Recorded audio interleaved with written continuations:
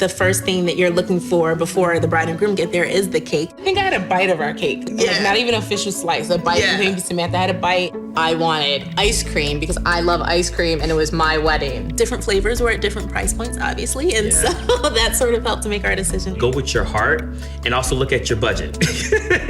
Most couples do not know their budgets before coming in for a tasting consultation.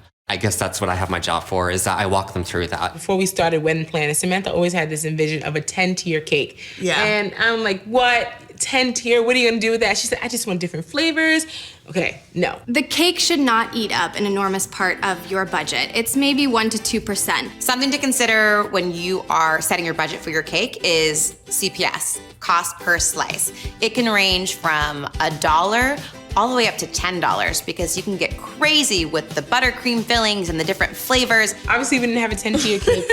We It had was close enough. 5-tier cake and 1 additional side for us for our anniversary. You always want to make sure that you know your season. If you're getting married in the heart of summer, don't go with the cream cheese frosting. It's gonna melt on your table. You wanna make sure that your frosting holds up. That's first and foremost. I didn't realize that with particular icings, like they have to stay refrigerated all the time. And then that would affect your cake being on display for the entire reception. When I go to a wedding, I love to see what couples put on top of their cake. I feel like that is a moment for them to share something personal and have some fun with it. I actually had the florists decorate it. I kind of gave them an idea of how I wanted the flowers positioned, and it was beautiful. You need to have a cake monitor at your wedding.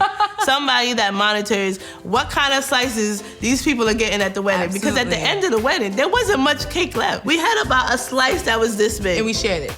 Make sure your caterer saves you a slice of cake so that when you go back to the hotel room, you can indulge in that great tasting cake. A lot of couples like to save a piece of their wedding cake for their anniversary.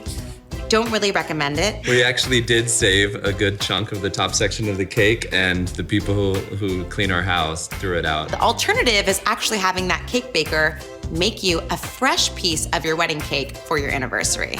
That's a way better way to go. Maybe the bakery will provide you with the recipe with the cake that you had, and it might be a really fun activity for you and your fiance to go ahead and make that cake from scratch on your year anniversary. My big piece of advice when picking out a cake is keep an open mind. That cake baker, she knows what she's doing, and you can trust her to come up with some really awesome flavors that you might not have thought of. We went into our cake tasting not being cake lovers, and we came out converts to the cake community.